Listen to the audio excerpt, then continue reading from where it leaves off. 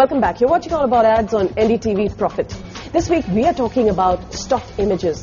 Now there is a recent case of the Gujarat Congress Party actually using images which are not from Gujarat in their communication to talk about how malnutrition and hunger exists in the state, which is a BJP run one. Now we'd like to stay away from the entire political discussion, but let's talk about the use of stock images. Images that you don't necessarily have the right to use, but you use it anyway. And should the laws be different as far as political parties are concerned and brands? We'll discuss that further, but have a look at this first. The managing partner and the chief creative officer of JWT, thank you very much. And Dushyant Mehta, he's the CEO of Mehta Multimedia, which really represents several stock image companies, including Corbis.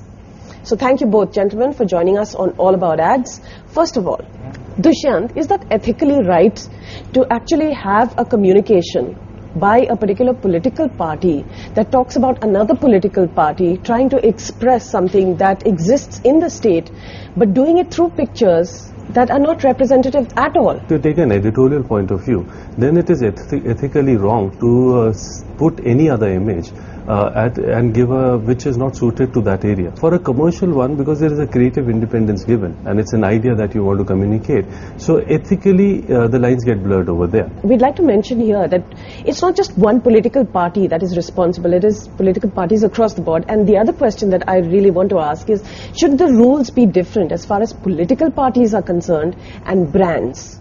See, I think, if you say that political parties' aim is to be transparent, to be true to the people, so they come from a different perspective as such, where a commercial organization's main aim is to promote its own product. So over here, I think it will be a difficult comparison to do because their mindset is different. So I think if you go deep into the mindset of it, I think political parties need to be slightly more careful in when they are doing such things. Bobby, let me bring you in here. Should the rules be different? If there is substance to the point that you're making, by all means, you should make that point. Where I think people need to be sort of cautious about, think deeper than we do, is how you make that point, right? That the authenticity of how you make the point does not sort of diminish the point that is being made.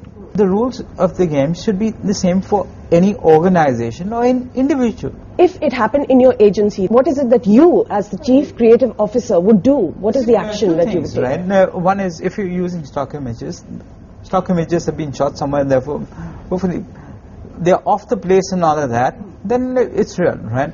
Or you've using it from the web, as long as you've kind of made sure that they're authentic, and you've kind of paid the photographer or the persons involved in it, fair enough. I think you need to follow due process in these matters, right?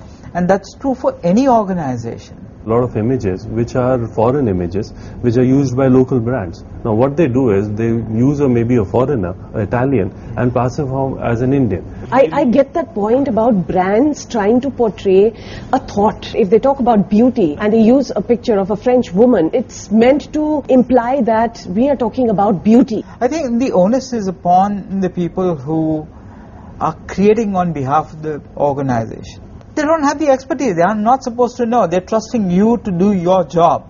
The more aware clients, the clients who deal with it every single day, they ask the question. Actually, Bobby, you'll be surprised, and we've done a story Committed by the agency, but the client suffers. The case will be done on the client and not on the agency. You are, as a professional, you are responsible for the work that you put out. You cannot disown it. In several cases, images are available on the net. Are there steps that you've taken against clients or against agencies, stopping them from using images that belong to you that are available on the net? Above the line, we do keep it up. But the people who shoot a creative, they should be aware that where their images are going. Either they should watermark it and see whether it's being misused or not. And if it is being, they are party. They need to be compensated for their work. Because what action has been taken so far? See, legality, unfortunately, is a very lengthy process. Whenever we've gone to a client and saying that how have you used this image, and this image, you've not taken a license to this image for being used, the first thing is they want to settle it. They want to say that it was unintentional. Legal course is the last kind of an action over there. The copyright lawyers are becoming better. Bobby, what are the steps that you're taking in the agency, per se, to avoid something like this from happening? It's a small issue in an ad agency. However, it could damage your reputation. It's not a small issue. It's a very big one because we are in the creative business, right? We create things for our clients.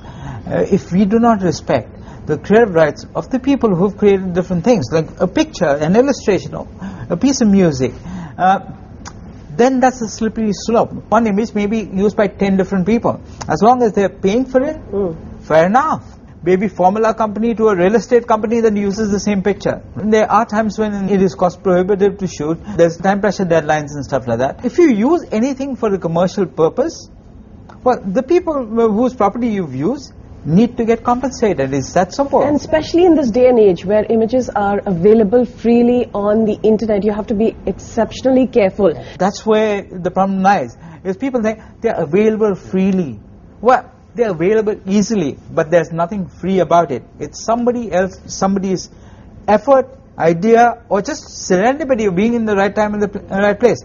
You cannot profit from somebody else's efforts without making sure they participate in those profits. See, and what people think is they say that I searched it on Google. No, they didn't search it on Google as such. Google is just a search engine. Exactly. Google didn't give it to you. It was lying on somebody else's server, in somebody else's website. Google just got the search onto you as such. So it doesn't mean that Google gave you that image. We see more frequent use of general images, like, you know, you're talking about serenity and you pick out an image that looks serene and put it on your own Facebook page or any other social media page. That is assumed that they have the copyright to it, and if you don't, you could have damages to pay. These days images don't cost much, at least from a stock agency. They start from some 50 rupees and go on to whatever it goes on to.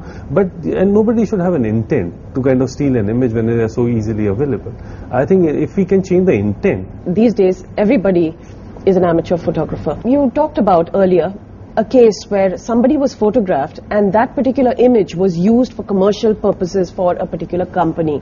And the family of that individual who was photographed actually approached the company. Now, I don't think a lot of people are aware that there are consequences. You know, in this case, there was this Himachali woman who was photographed by maybe a travel photographer from overseas.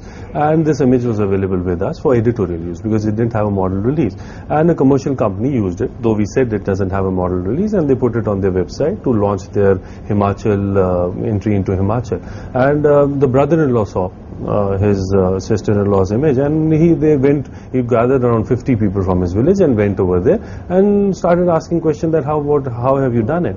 So he was more concerned about the sensibility of it. He wasn't concerned about the money part of it. Now in this case, because it was used commercially, he could kind of create a ruckus. But if this was used editorially, where you don't need a model release, he couldn't have done anything else over there. People who are in the business of using creatives, they need to be much more aware that there are consequences. Now the problem is that if you use 1,000 images in a year, maybe in 99.9 cases you will get scot-free. But that one person who holds on to you, he can create a lot of ruckus. If you are an art director, servicing whoever in an agency using an image that you've sourced from the web, no matter where it is, you Googled it, the first assumption you need to start with is that it's not free.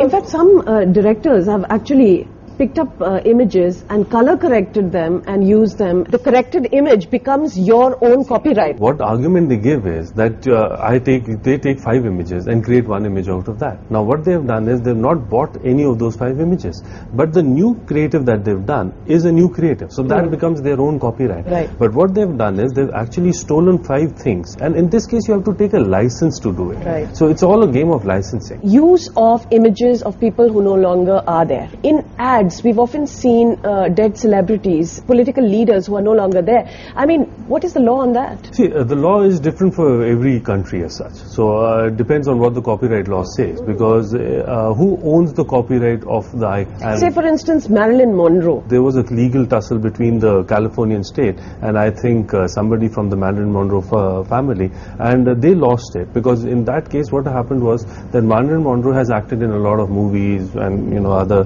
people who had paid her have the copyright. Now in that case what the state said was that there is no copyright required from Marilyn Monroe. So you mean to say that any brand could take an image of Marilyn Monroe and use it today and not face any issues? Generally they won't. So specifically they'll still have to clarify that what they are using it. There has to be a time lapse, I think, right? Yeah.